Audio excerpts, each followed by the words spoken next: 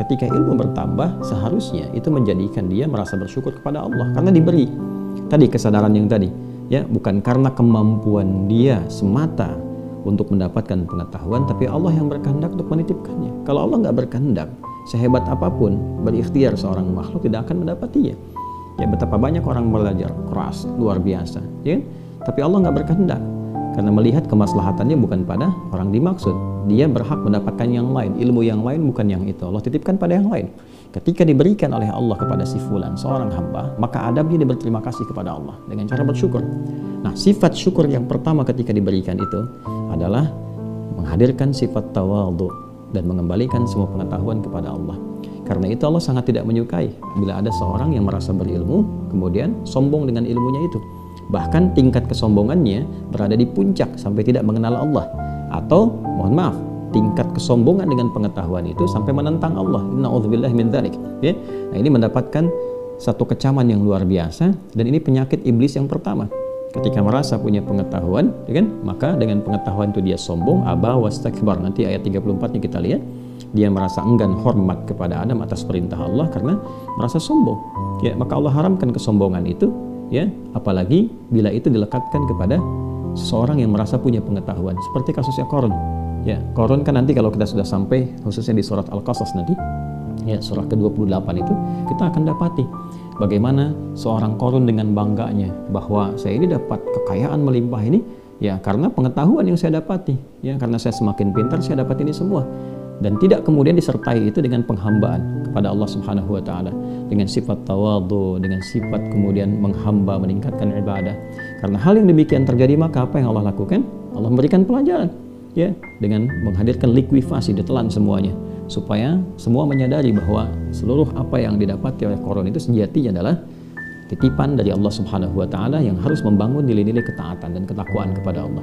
Jadi kalau dalam bahasa singkat yang sering saya sampaikan, seorang yang merasa sudah mendapatkan gelar atau pintar atau ilmunya terlihat banyak, tapi pada saat yang sama dia tidak mengenal Tuhannya, maka yang demikian belum dikatakan pintar yang sesungguhnya, belum mendapatkan keberkahan dari ilmunya. Baik, ya, jadi termasuk para ustadz juga, ya, atau misalnya digelari ustadz, kiai, atau mungkin gelar-gelar keagamaan tertentu, maka semakin dia meningkat ilmunya, semakin tawadhu karena merasakan bahwa semua titipan dari Allah Subhanahu wa taala. Demikian Sulaiman alaihissalam ketika diberikan Allah pemahaman, fahamnahu, ya, maka Allah berikan pemahaman kepada Sulaiman yang melebihi ayahnya Daud alaihissalam.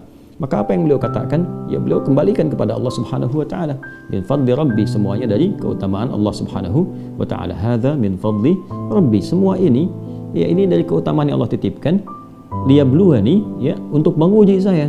Apakah saya bersyukur dengan semua nikmat ini? Am akfar, atau kemungkinan ada dorongan untuk berbuat kufur. Ya, jadi ini dasar pertama yang ingin kita tekankan, teman-teman sekalian. Lalu sifat yang kedua, setelah kita menghadirkan sifat ketawadhuan, merasakan semua ilmu ini berasal dari Allah Subhanahu wa taala sebagai titipan, lalu kita menyadari bahwa sungguh Allah akan menitipkan kepada hambanya sesuai dengan kehendaknya, dengan sifat bijaknya. Jadi Allah Maha mengetahui ini si fulan diberikan kelebihan di A, si fulan di B, si fulan di C. Ya, kenapa tidak satu orang diberikan kelebihan yang sempurna di semua aspek, ya kan? Agar semua manusia menyadari bahwa keilmuan seseorang itu tetap ada batasnya, gak akan bisa menguasai segala hal. Ya, supaya kita menyadari bahwa ada yang menitipkannya, dikembalikan kepada Allah Subhanahu wa taala. Jadi si fulan A, si fulan B, si fulan C, gak ada satu orang menguasai segala hal. Ya, untuk menunjukkan bahwa ada keterbatasan di manusia itu, sehingga kita menyadari bahwa yang sempurna hanya Allah Subhanahu wa ta'ala. Yang kedua, mengurangi sifat ujub, ya, sifat ria, sifat takabur, merasa sombong. Jadi ketika si fulan dititipkan kelebihan A, belum tentu punya kelebihan B, sehingga dengan itu dia tidak merasa tinggi, tidak merasa angkuh dengan apa yang Allah titipkan kepadanya. Ya, dia bisa mereferensikan orang lain untuk belajar pada si B apa yang tidak diketahui. Ya, si fulan pakar tafsir tapi belum tentu pakar di bidang hadis. Maka ketika seseorang bertanya tentang hadis, dia bisa mereferensikan, datanglah kepada si fulan, dia lebih paham dengan persoalan ini. Itu yang dilakukan orang-orang di masa lalu. Itu yang diajarkan oleh Nabi Shallallahu alaihi wasallam, dan itulah bukti dari pemahaman seseorang atas apa yang diajarkan oleh malaikat dari isyarat yang Allah sampaikan di Quran surah kedua Al-Baqarah di penutup ayat ke-32.